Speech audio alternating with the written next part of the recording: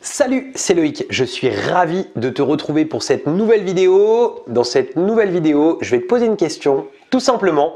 Penses-tu que la chance peut être provoquée ou penses-tu que des personnes sont plus chanceuses que d'autres ?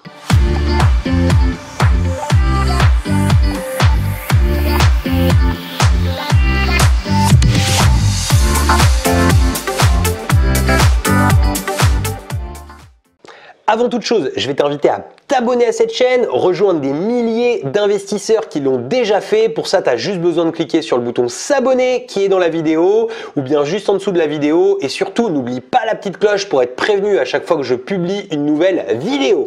Alors moi, je te le dis tout de suite, j'en suis persuadé. Il y a des gens qui sont beaucoup plus chanceux que d'autres. Je suis sûr que tu as déjà entendu tout un tas de gens te dire « Oh regarde lui, il a de la chance. Oh regarde lui, la chance lui sourit. » C'est souvent des choses qu'on entend et je ne sais pas si tu t'es déjà posé la question, mais moi je me la suis posée. C'est pourquoi lui a de la chance. Qu'est-ce qui fait que ça a provoqué, qu'il a pu provoquer la chance? Est-ce que réellement on peut la provoquer?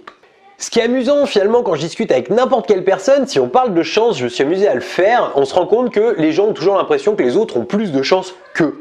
Alors malheureusement, pour certains, ce sentiment vient plus de la jalousie ou de l'envie des autres et ça, c'est pas cool du tout. C'est-à-dire que pour moi, il faut toujours se réjouir de la réussite des autres, se réjouir de la chance des autres, puisque c'est pour moi en se réjouissant de la chance et de la réussite des autres qu'on a nous-mêmes de la chance. C'est-à-dire que si on est là pour jalouser, envier, se dire lui c'est mieux, ça va pas, c'est pas une manière de fonctionner intelligemment, d'avoir le bon mindset entrepreneurial, le bon mindset pour vraiment devenir riche.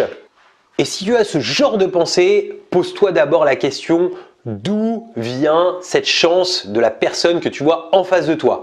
Penses-tu que Warren Buffett, Elon Musk, Bill Gates, Robert Kiyosaki, Donald Trump, Xavier Niel, Coco Chanel ont eu de la chance? Non, tout simplement, ils ont su créer leur chance. Pour moi, il y a deux manières essentielles pour pouvoir créer sa chance. D'abord, c'est avoir le bon mindset. Si tu es positif, tu vas voir que tu vas voir des opportunités partout.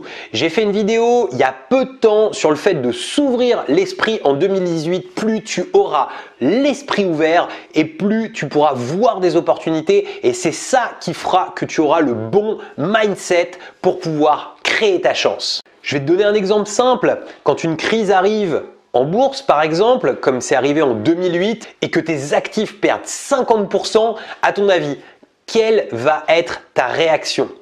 Si tu es quelqu'un qui ne voit pas les opportunités partout, eh bien, tu vas vendre tes actifs en te disant je vais les vendre avant qu'ils tombent à zéro. Si tu es quelqu'un qui est plutôt positif, ce que tu vas faire, c'est que tu vas voir ça comme une opportunité et tu vas te dire « Waouh, c'est les soldes, je peux racheter tout un tas de positions à un niveau bien inférieur puisque les bourses sont en train de se cracher ». Ce qui est important par contre, c'est toujours maîtriser dans ce genre de moment parce qu'il ne faut pas acheter n'importe quel actif et ce qu'il faut, c'est trouver tout simplement des structures qui ont un véritable avantage compétitif durable. Ça, c'est tout simplement en fait une autre histoire que je te raconterai dans une autre vidéo. Mais en gros, cette première opportunité, c'est tout simplement l'histoire du verre à moitié vide ou du verre à moitié plein, c'est-à-dire quand un événement arrive, vois-tu le verre à moitié vide ou le verre à moitié plein? Je te conseille de toujours le voir à moitié plein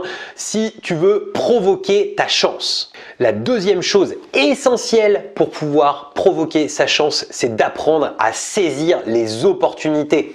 Quand une opportunité se présente, il faut savoir la saisir.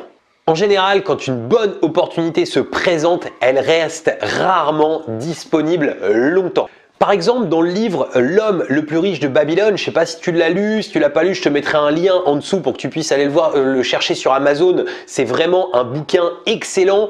Eh bien, tu as une personne qui est tout simplement un commerçant de troupeaux qui se retrouve la nuit, eh bien, a croisé un berger qui a ses moutons et lui ne peut pas voir la qualité du troupeau. Le berger lui explique que le troupeau est de bonne qualité et lui dit: je suis très pressé, j'ai envie de repartir, et lui propose un prix d'achat, enfin un prix de vente ou un prix d'achat pour lui du troupeau à un prix dérisoire par rapport au prix que vaut un troupeau comme celui-ci.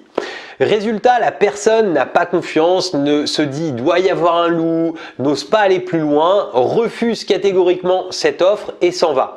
Le lendemain, le berger qui était là puis qui finalement avait attendu jusqu'au matin pour pouvoir vendre son troupeau, finalement vend 3 fois le prix qu'il avait proposé en pleine nuit son troupeau.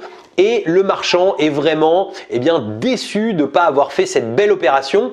Et tu vois, ça c'est tout à fait un cas typique où il faut apprendre à saisir des opportunités.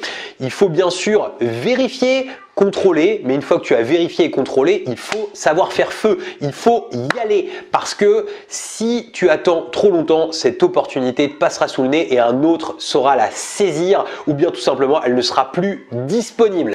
Il est bien sûr essentiel pour saisir de bonnes opportunités de ne pas être crédule non plus, mais vérifie, contrôle, et une fois que tu as bien compris que c'est une opportunité, n'hésite pas, fonce. Voilà, c'est tout simplement comme ça que tu pourrais être quelqu'un de chanceux. C'est avant tout le bon état d'esprit pour provoquer ta chance et tu verras que finalement la chance te sourira très rapidement.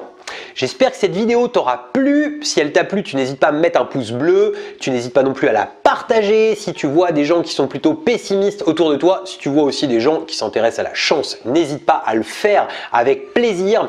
Je vais te mettre dans l'écran de fin à la fois les 5 piliers de la location courte durée. C'est une playlist complète qui te permettra de devenir indépendant financièrement rapidement grâce à la courte durée et l'investissement immobilier. Je te mets également un lien pour t'abonner à la chaîne et la playlist les conseils immobiliers. Je te dis à très bientôt pour de nouvelles vidéos. Ciao!